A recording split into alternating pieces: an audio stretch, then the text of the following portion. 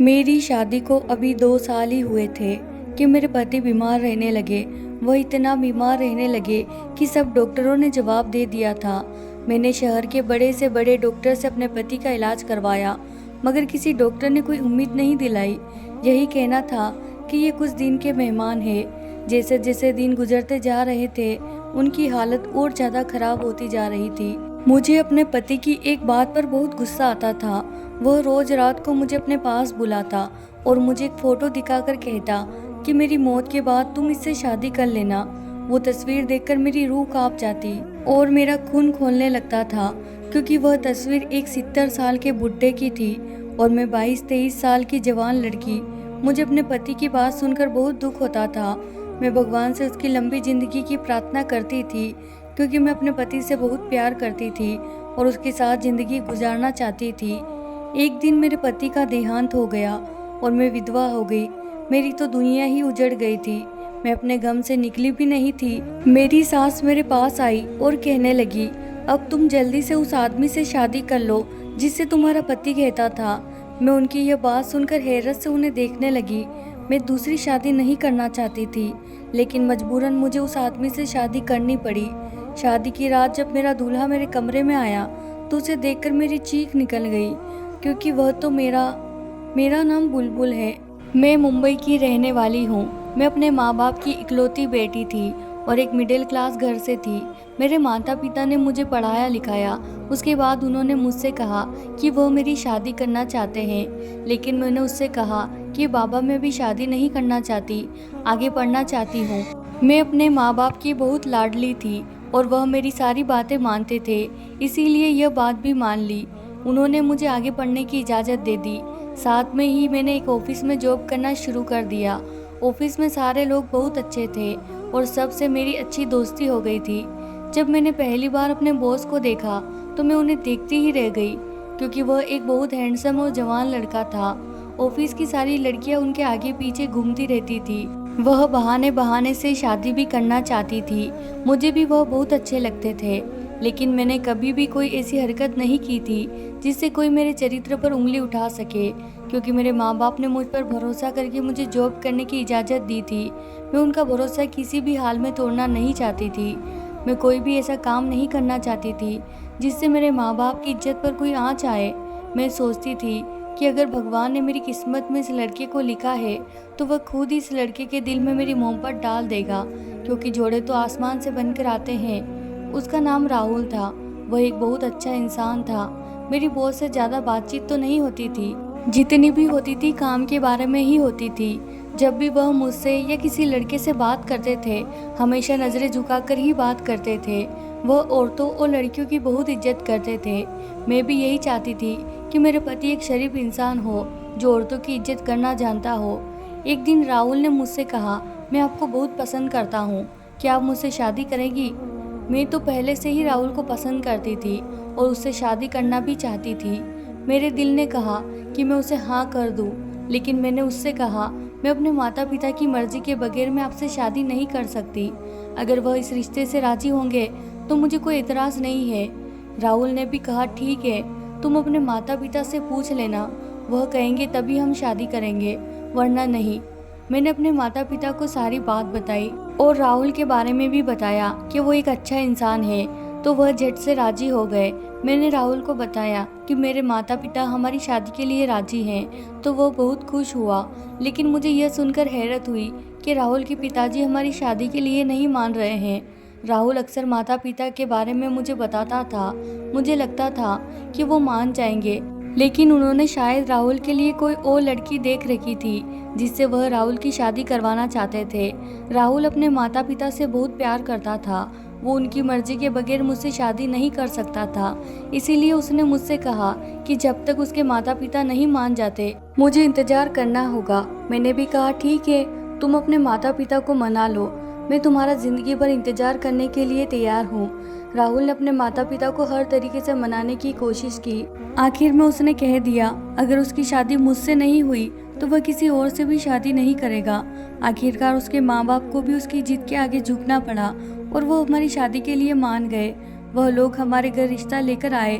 राहुल की माँ मुझे देखकर खुश हुई, कहने लगी कि मेरे बेटे की पसंद तो बहुत अच्छी है।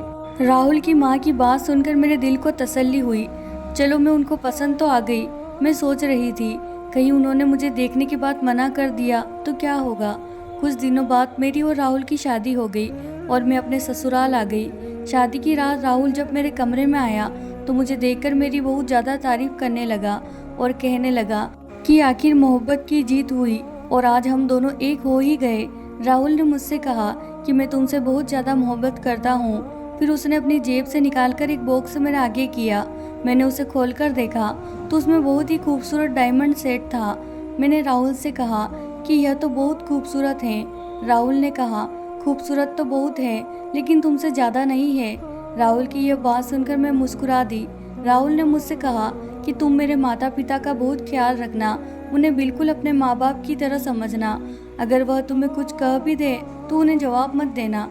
मैंने बड़ी मुश्किल से उन्हें हमारी शादी के लिए राजी किया। अब मैं नहीं चाहता कि वह तुमसे किसी बात को लेकर नाराज हो। मैंने कहा, तुम फिक्र मत करो, मैं उनका ख्याल रखूंगी। शादी के कुछ दिन बाद ही हम अपने हनीमून पर चले गए। मेरे पति मुझ पर दिल खोलकर खर्चा करते थे, मुझे रोज महंगे महंगे गिफ्ट लाकर देते। हनीमून से आने के बाद मैंने अपनी सास से कहा कि अब मैं घर की सारी जिम्मेदारी संभाल लूंगी, आप फिक्र ना करें। लेकिन उन्होंने मुझे मना कर दिया। कहने लगी, घर के सारे काम नौकर करते हैं और खाना मैं बना लिया करती हूँ। मैंने उनकी बात सुनकर सर हिला दिया। मैं घर में सारा दिन फ्री रहती थी, इसीलिए राहुल ने मुझसे कहा कि मैं फिर से ऑफिस ज्वाइन कर लूँ, इससे मेरा दिल भी लगा रहेगा।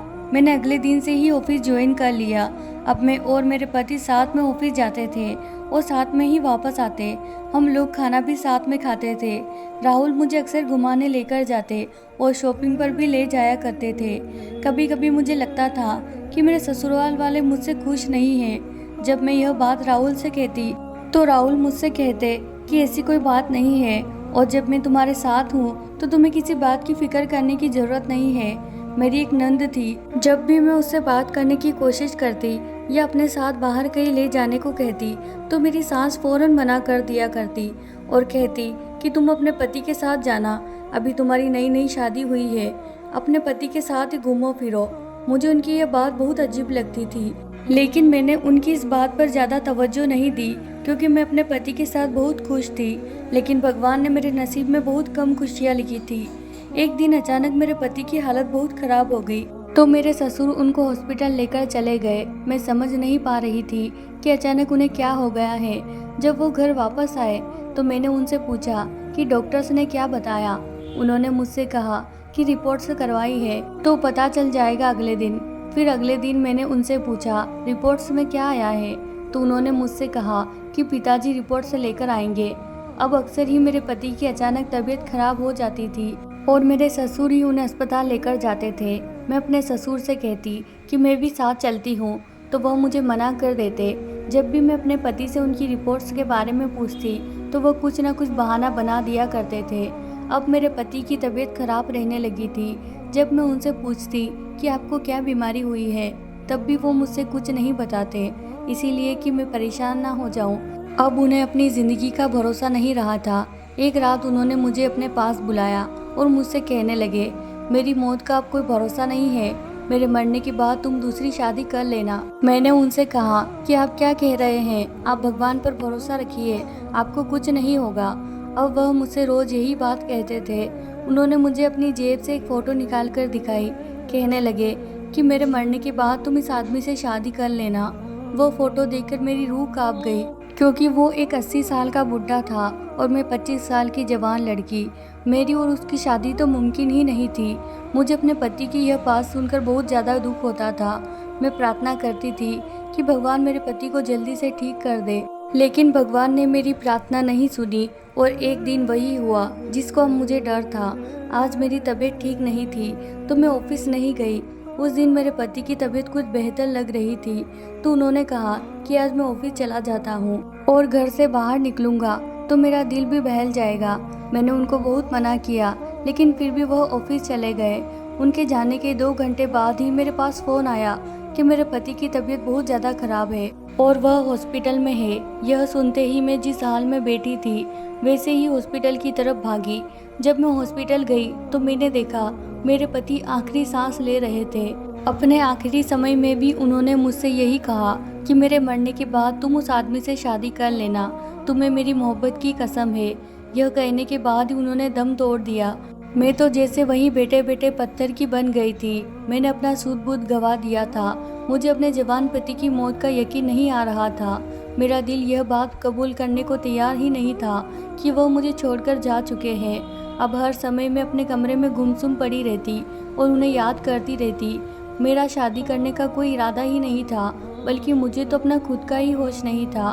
दूसरी शादी कहाँ से करती। मेरे पति की मौत को अभी कुछ दिन ही हुए थे। मेरी सास मेरे पास आई और मुझसे कहने लगी, अपनी दूसरी शादी की तैयारी कर लो।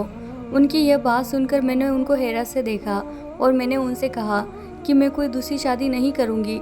उन्होंने मुझसे कहा, तुम्हारे पति ने तुम्हारी जिम्मेदारी मुझे दी थी और उसने ये कहा था कि मेरे मरने के बाद इसकी दूसरी शादी करवा देना। उनकी यह बात सुनकर मुझे अपने पति की कही हुई बात याद आ गई। वह कहने लगी कि मैं अपने मरे हुए बेटे की आखिरी इच्छा जरूर पूरी करूंगी। उन्हें देखकर कहीं से भी नहीं लग रहा था कि उन्हें अपने जवान बेटे की मौत का कोई गम है। अगर होता तो वो मुझे दूसरी शादी करने के लिए मजबूर नहीं करती। मेरे पति के देहांत के बाद मेरे माता पिता मुझे लेने आए तो मेरी सास ने कहा कि अब यह हमारी बेटी है और इसकी सारी जिम्मेदारी भी मेरी ही है। मैं अपने माता पिता के साथ जाना चाहती थी, लेकिन मेरे पति की कसम ने मुझे यहाँ रोक कर रखा था। मैं यह शादी नहीं करना चाहती थी, लेकिन अपने पति की इच्छा पूरी करने के लिए मैंने शादी के लिए हाँ कह दी। कुछ दिनों बाद ही मेरी सास ने मेरी शादी करवा दी। मेरी शादी वाले दिन लोग तरह तरह की बातें बना रहे थे। कह रहे थे कि पति की मौत को भी दिन ही कितने हुए हैं और इसको देखो कैसे बेशर्म की तरह दुल्हन बनी बैठी है। लेकिन उनकी बातों का मुझ पर कोई असर नहीं हो रहा था। मैं तो खुद पत्थर की मूरत बनी बैठी थी। रात को मेरी नंद मुझे मेरे कमरे में छोड़कर चली गई। मुझे बहुत डर लग रहा था। जब मेरा पति मेरे कमरे में आया तो उसे देखकर मेरी चीख निकल गई, क्योंकि मेरा दूसरा पति कोई और नहीं, मेरा ससुर था। मैं चीखते हुए बेड से उतरी तो तभी मेरे ससुर मेरे पास आए और मुझसे कहने लगे कि तुम डर क्यों रही हो, तुम्हारी दूसरी शादी मुझसे ही हुई है और अब से मैं ही तुम्हारा पति हूँ। मेरे पहले पति ने मुझे उसकी तस्वीर तो दिखाई थी, लेकिन मैंने वो फोटो ज़्यादा गौर से नहीं देखी थी, इसीलिए मैं पहचान नहीं पाई थी। लेकिन आज उस असलियत को अपने सामने देखकर मेरी आंखें फटी की फटी रह गई। मुझे इस बात पर यकीन नहीं आ रहा था। मैंने अपने ससुर से कहा, मैंने आपसे मजबूरी में शादी की है, आप मेरे पति के पिता हैं, मैं आपके साथ ऐसा कुछ सोच भी नहीं सकती। मैंने हमेशा से आपको पिता समझा है। कमरे में शोर सुनकर मेरी सास हमारे कमरे में आ गई और कहने लगी कि ज़्यादा हंगामा मचाने की ज़रूरत नहीं है, अब तुम ही इनकी पत्नी हो। और वैसे भी राहुल हमारा सगा बेटा नहीं था, हमारी कोई औलाद नहीं हो रही थी, इसीलिए हमने उसको गोद लिया था। और यह बात राहुल भी जानता था कि वो हमारा सगा बेटा नहीं है, इसीलिए उसने मुझे यह हक दिया था कि मैं तुम्हारी शादी अपनी मर्जी से जहाँ चाहे करा दूँ। इसीलिए मैंने तुम्हारी शादी अपने पति से करवा दी ताकि तुम हमेशा इसी घर में रहो। राहुल नहीं चाहता था कि तुम कभी भी यह घर छोड़कर जाओ, उसकी आखिरी इच्छा यही थी। मुझे अपनी सास की बातों पर यकीन नहीं आ रहा था। मैं समझ नहीं पा रही थी कि आखिर राहुल ने मेरे साथ ऐसा क्यों किया। मेरी सास कहने लगी, मैं राहुल से बहुत मोहब्बत करती थी, उसे अपना बेटा ही मानती थी, इसलिए मैंने उसकी आखिरी इच्छा पूरी करने के लिए अपने पति की शादी तुमसे करवा दी। तुम्हें तो हमारा एहसानमंद होना चाहिए कि मैंने तुम्हारी खातिर अपने पति को छोड़ दिया, उल्टा तुम हम पर ही चढ़ रही हो। मैंने कहा, आप दोनों कमरे से जाइए। वह दोनों नाराज होते हुए कमरे से बाहर चले गए और मैं वहीं जमीन पर बैठ गई। जो राज आज मेरे सामने खुले थे, उन्होंने तो मेरी जान निकाल दी थी। मुझे राहुल ने कभी यह बात क्यों नहीं बताई कि यह उनके सगे माता पिता नहीं है। मैं बहुत बड़ी मुश्किल में फंस गई थी। अब मैं इस मुश्किल से कैसे निकलूंगी पता नहीं। यही सब कुछ सोचकर मैं जोर जोर से रोने लगी। मैंने राहुल की फ़ोटो उठाई और उससे सवाल करने लगी कि आखिर उसने मेरे साथ ऐसा क्यों किया, क्यों उसने मुझे अपने प्यार की कसम दी कि मैं दूसरी शादी कर लूँ, वह भी उसके पिता से। मैं उनको अपने ससुर और बाप का मान देती थी। आज वह सामने मेरे पति की शक्ल में खड़े थे।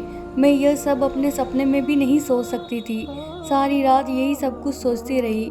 नींद तो मेरी आंखों से कोसों मील दूर जा चुकी थी। सुबह हुई तो एक नौकरानी मेरे लिए नाश्ता लेकर आई। मुझसे कहने लगी कि बड़ी मैडम ने कहा है कि आप नाश्ता कर लें। मैंने उससे कहा कि तुम यह ले जाओ, और मुझे नाश्ता नहीं करना। मेरा दिल नहीं चाह रहा। मेरा मन कर रहा था कि मैं इस घर से बहुत दूर चली जाऊं। मैंने सोचा कि ऑफिस चली जाती हूँ, मेरा कुछ दिल बहल जाएगा। वैसे भी रात में मेरे ऊपर जो पहाड़ टूटे थे उसने मेरी ज़िंदगी को बर्बाद करके रख दिया था। मैं ऑफिस जाने के लिए तैयार हो रही थी कि मेरा दूसरा पति मेरे कमरे में आया और मुझसे कहने लगा, आज तुम ऑफिस नहीं जाओगी, घर में ही रहोगी।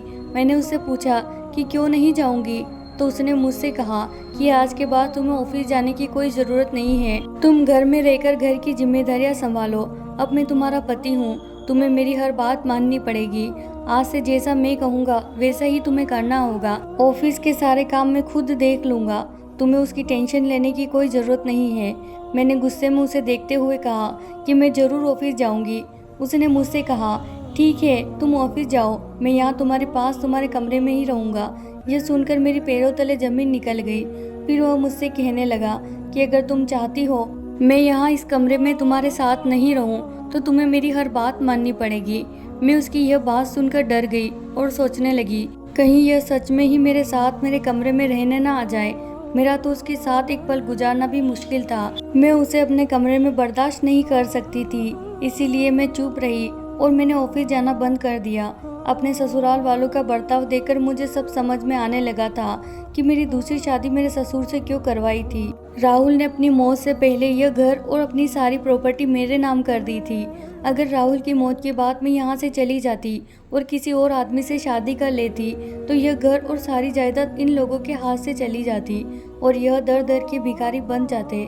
इसीलिए इन लोगों ने मेरी शादी मेरे ही ससुर से करवा दी ताकि मैं इसी घर में रहूं और राहुल की प्रॉपर्टी भी इन लोगों के हाथ से ना निकले, क्योंकि राहुल के असली पिता ने अपने मरने से पहले अपनी सारी जायदाद राहुल के नाम कर दी थी। मेरी सांस ही मेरी सौतन बन गई थी। घर में पड़े पड़े अब मेरी तबीयत खराब रहने लगी थी। मैं ज़्यादा बाहर नहीं जाती थी और ना ही किसी से मिलती जुलती थी। मैं हमेशा अपने कमरे में ही रहती थी। नौकरानी मुझे खाना देकर जाती तो मैं खा लिया करती थी, वरना मेरी भूख प्यास तो कब की मर चुकी थी। एक दिन जब मैं नीचे किसी काम से गई, घर के गेट पर वकील साहब को जाते हुए देखा। मैंने अपने पास नौकरानी को बुलाया और उससे पूछा कि वकील साहब यहाँ क्या करने आए थे। तो वो कहने लगी, बड़े साहब की वसीयत के बारे में बताने आए थे। मैं अपने कमरे में आ गई। कुछ दिनों बाद मेरा पति मेरे कमरे में आया और ऑफिस के कुछ पेपर्स पर साइन करवाने को कहने लगा।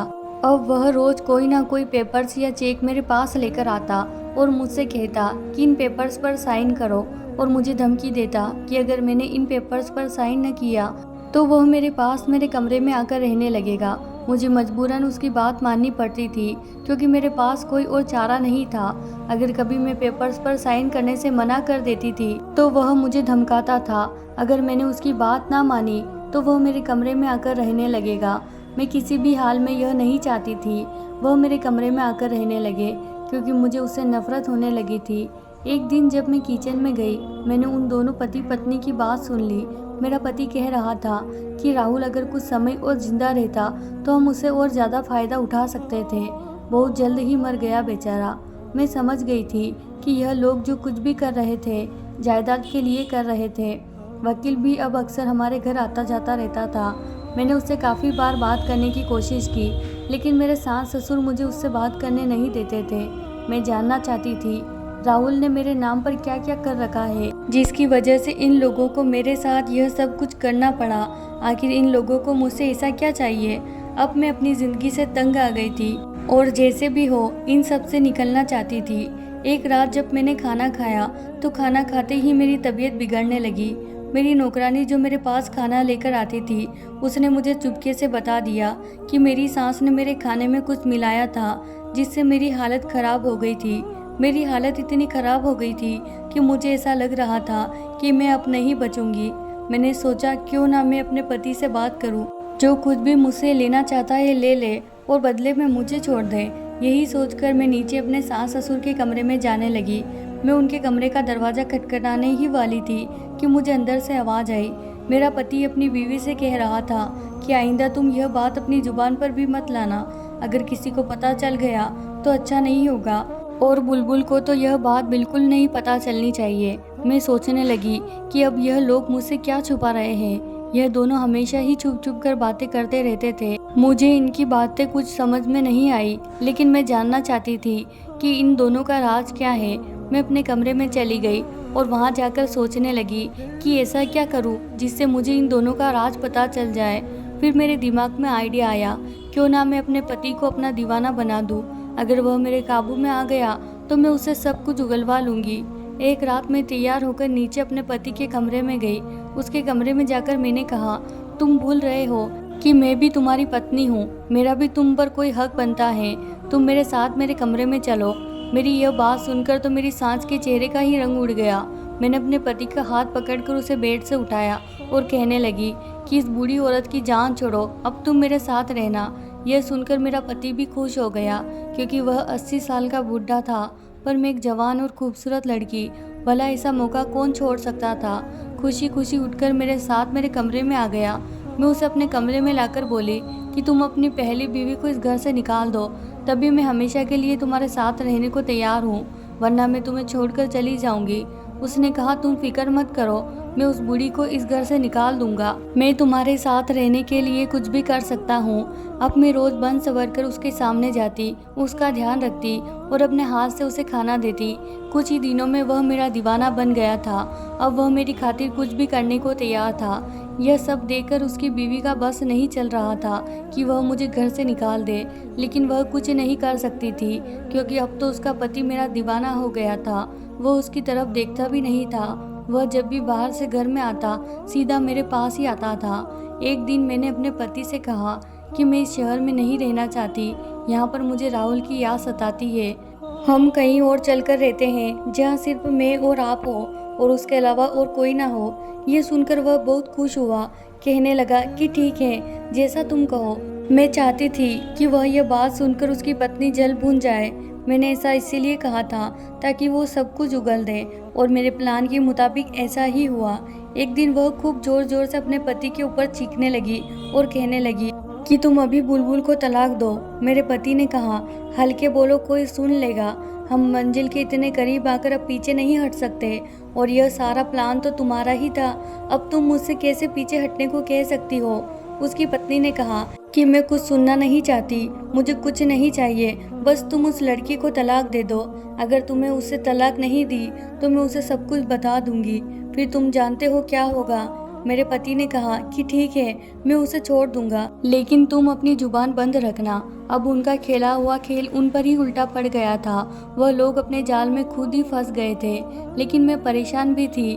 उसने अपनी बीवी की धमकी में आकर मुझे छोड़ दिया तो मुझे उन लोगों का राज कभी भी पता नहीं चल सकेगा, और मैं हर सूरत में उनका राज जानना चाहती थी। अभी तक मुझे कुछ भी पता नहीं चल सका था। मैंने सोचा कि अब मुझे कुछ और ही करना पड़ेगा जिससे मैं यह राज जान सकूं। रात को जब मेरा पति मेरे कमरे में आया तो मैंने उसे जूस में मिलाकर नशीली दवाई दे दी ताकि वह नशे में सब कुछ बोल सके, और ऐसा ही हुआ। कुछ देर बाद वह पूरी तरीके से नशे में था। मैंने उसे कहा कि मैं यह घर और सारी प्रॉपर्टी तुम्हारे नाम कर दूंगी और हमेशा तुम्हारे साथ ही रहूंगी, तुम मुझे सब कुछ सच सच बता दो। वो अपने होश में नहीं था, इसीलिए उसने मुझे सब कुछ सच सच बताना शुरू कर दिया। कहने लगा कि राहुल मेरे भाई का बेटा था। मेरा भाई बहुत अमीर था, उसके पास किसी चीज़ की कोई कमी नहीं थी और मेरे पास कुछ भी नहीं था। मुझे यह देखकर अपने भाई से बहुत जलन होती थी। जब राहुल 1 साल का था तो मैंने अपने भाई और भाभी का एक्सीडेंट करवा दिया था, क्योंकि मैं जानता था कि राहुल के माता पिता के बाद उसकी जिम्मेदारी हमें ही मिलेगी, और ऐसा ही हुआ। उसके माता पिता के देहांत के बाद हम दोनों उसकी परवरिश के लिए इस घर में आ गए, लेकिन हमारे नाम कुछ भी नहीं था। हम सिर्फ राहुल की और उसकी जायदाद की देखभाल कर सकते थे जब तक राहुल 18 साल का ना हो जाए।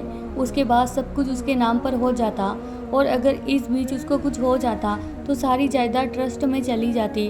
अब हमारे पास कोई चारा नहीं था। जब वह बड़ा हो गया तो उसने सारा कारोबार अपने हाथ में ले लिया और उसने इस बिजनेस को आसमान पर पहुंचा दिया। फिर एक दिन वह कहने लगा कि वो किसी लड़की को पसंद करता है और उसी से शादी करना चाहता है। तब हमने उसे बताया कि वह हमारा असल बेटा नहीं है, वह मेरे भाई का बेटा है और हम अपनी बेटी की शादी उसके साथ करवाना चाहते हैं। हमने सोचा था कि अगर उसकी शादी हमारी बेटी के साथ हो जाती है, उसकी सारी ज़मीन जायदाद हमारे पास ही रहेगी, लेकिन उसने हमारी बेटी से शादी करने के लिए मना कर दिया और कहने लगा, मैंने उसे हमेशा अपनी बहन समझा है और आप लोगों को अपने माता पिता। मैं उसे शादी नहीं कर सकता। वह हमें मनाने की कोशिश करने लगा ताकि हम उसकी शादी तुम्हारे साथ करने पर राजी हो जाए। हम नहीं मान रहे थे, लेकिन हमने सोचा कहीं वो भागकर तुमसे शादी ना कर ले, ऐसे तो सब कुछ हमारे हाथ से निकल जाता। इसीलिए हमने उसकी शादी तुमसे करवा दी। लेकिन वह तो शादी होते ही तुम पर अपनी दौलत बरसाने लगा। वह रोज रोज तुम्हें महंगे महंगे गिफ्ट लाकर देता। उसने यह घर भी तुम्हारे नाम कर दिया था। जब भी कोई प्रॉपर्टी लेता तो तुम्हारे नाम पर ही लेता। हमें बहुत गुस्सा आता था, लेकिन हम कुछ भी नहीं कर सकते थे। फिर हमने सोचा कि क्यों ना हम राहुल को जान से मार दे, लेकिन हम उसको ऐसे नहीं मार सकते थे। इसीलिए हमने उसके खाने में थोड़ा थोड़ा जहर मिलाना शुरू कर दिया। जब भी वह रोज खाना खाता तो उसकी तबीयत खराब हो जाती। धीरे धीरे जहर उसके पेट में जा रहा था। इसी वजह से मैं उसे अकेला ही डॉक्टर के पास लेकर जाता था। डॉक्टर की रिपोर्ट में सब कुछ साफ साफ आ गया था, लेकिन मैंने डॉक्टर को पैसे देकर वह रिपोर्ट बदलवा दी और राहुल को बताया कि उसे ब्लड कैंसर है। यह सुनकर उसने हमसे कहा कि यह बात हम तुम्हें नहीं बताएं, तुम्हें बहुत अफसोस होगा, और हमने ऐसा ही किया।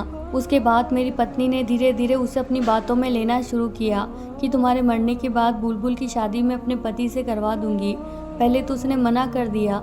मेरी पत्नी ने उससे कहा कि अगर बुलबुल की शादी कहीं और होती है, पता नहीं वो लोग कैसे होंगे, बुलबुल का ख्याल रखेंगे भी या नहीं। अगर तुम उसकी शादी के लिए मान जाते हो तो वो इस घर में रहेगी और हम उसका बहुत ख्याल रखेंगे।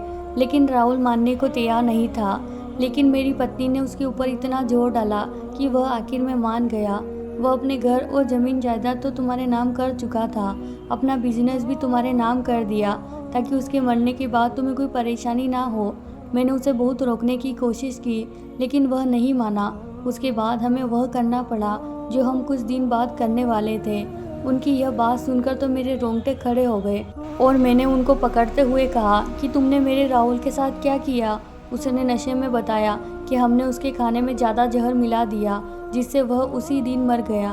और उसके मरने के बाद मेरी पत्नी ने तुम्हारी शादी मेरे साथ करवा दी ताकि हम तुमसे सब जमीन जायदाद और बिजनेस छीन सके। अब हम तुम्हारे खाने में भी जहर मिलाने लगे। तुम्हारे मरने के बाद यह सब कुछ हमारा हो जाएगा, लेकिन मैं तुम्हें मरने नहीं दूंगा। मैं उस बूढ़ी औरत को इस घर से निकाल दूंगा। मैंने उसकी सारी बातें रिकॉर्ड कर ली थी। अगले दिन मैंने पुलिस में उनकी रिपोर्ट करवाई। पुलिस हमारे घर आई, इन दोनों को गिरफ्तार कर ले गई। अदालत में उन दोनों की पेशी हुई। मैंने सारे सबूत दिखा दिए। सारे सबूत देखते हुए जज साहब ने उनको उम्र कैद की सज़ा सुना दी। अब वह दोनों अपनी बाकी बची कुची ज़िंदगी जेल में ही गुजारेंगे। मैंने राहुल के नाम से एक हॉस्पिटल खुलवाया। इसमें गरीब लोगों का इलाज मुफ्त में होता था। अब मैंने दूसरी शादी नहीं की क्योंकि लोगों से मेरा भरोसा ही उठ चुका था। काश उन लोगों ने राहुल के साथ ऐसा कुछ नहीं किया होता। राहुल तो उनसे अपने सगे माता पिता से भी ज़्यादा मोहब्बत करता था। अगर वह एक बार बता देते कि उन्हें ज़मीन जायदाद चाहिए तो राहुल खुशी खुशी उनके नाम पर कर देता, लेकिन उन लोगों ने अपने लालच में आकर मेरे पति को मुझसे छीन लिया। ऐसा करते हुए उनके हाथ पैर नहीं कांपे। लोग तो कुछ समय जानवरों के साथ बिता ले तो उनसे भी मोहब्बत हो जाती है, लेकिन राहुल तो उनका सगा भतीजा था, उनका खून था, फिर भी उन्हें उस पर तरस नहीं आया। इन लोगों के लिए हमेशा मेरे दिल से बद्दुआ ही निकलती है, जिन्होंने जवानी में ही मेरे पति को मुझसे छीन लिया। तो प्यारे दोस्तों, ये थी हमारी आज की कहानी। दोस्तों, वीडियो कैसा लगा कमेंट करके ज़रूर बताना। वीडियो को लाइक करें और चैनल को सब्सक्राइब कर देना। धन्यवाद दोस्तों।